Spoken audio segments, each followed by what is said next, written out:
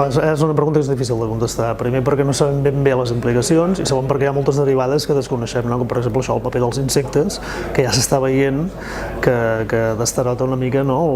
Els plantejaments que ens havien fet fa uns anys. Per exemple, fa relativament poc temps pensàvem que les suredes podien ser una molt bona alternativa en zones de solell, no? Per les seves característiques, en zones més magres, que esdevinguessin més dolentes des del punt de vista de canvi climàtic, i ara estem veient això, no? Que són zones que estan caient, diguéssim, del que és la capacitat de gestió que tenim ara mateix.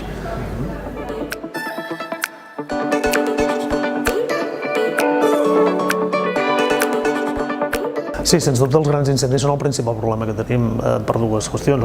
Una física, que és ben bé que destrueixes el recurs, i la segona cultural, perquè estàs desincentivant la gestió de forma massiva, i més en propietats privades, on realment tornar a arrencar un cicle productiu amb una sureda és una decisió molt carregosa per una família o per un propietari privat, no?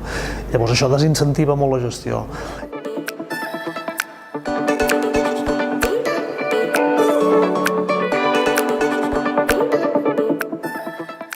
És que el fet de tenir una gran part del territori abandonada, fora de gestió, té uns riscos que cal plantejar-nos si els podem assumir. Perquè quan hi ha una catàstrofe d'aquestes, resulta que hem d'arrencar de zero. Hem d'arrencar amb una propietat desorganitzada, amb un mercat que no està estructurat, amb unes finques que tornar-les a posar en gestió costa molt, i vaja, la diferència això entre les finques que estaven gestionades i va passar el foc i les que no ho estaven és abismal. És a dir, amb unes et pots plantejar tornar a recuperar una dinàmica de gestió, un cicle, i les altres has d'arrencar, has de partir pràcticament de zero.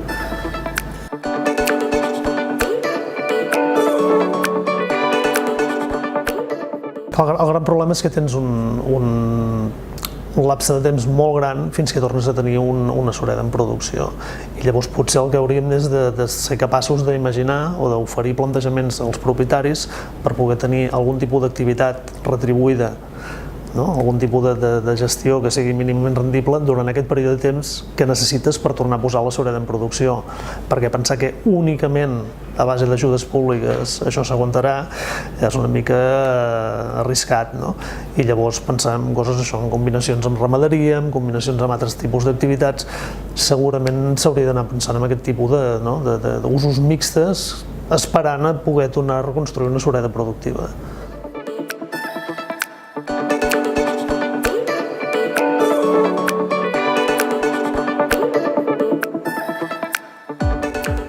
Home, jo penso que aquest tipus de projectes són una oportunitat perquè permeten això, sortir una mica del dia a dia del sector, tant a nivell de l'administració, de les empreses, de la propietat, i poder reflexionar, poder generar una sèrie de continguts que poden ser d'interès amb un públic molt més ampli i a més això amb uns formats més assequibles de productes de comunicació que poden ser molt útils en aquest sentit, per gent que no està ficada en el món més especialitzat.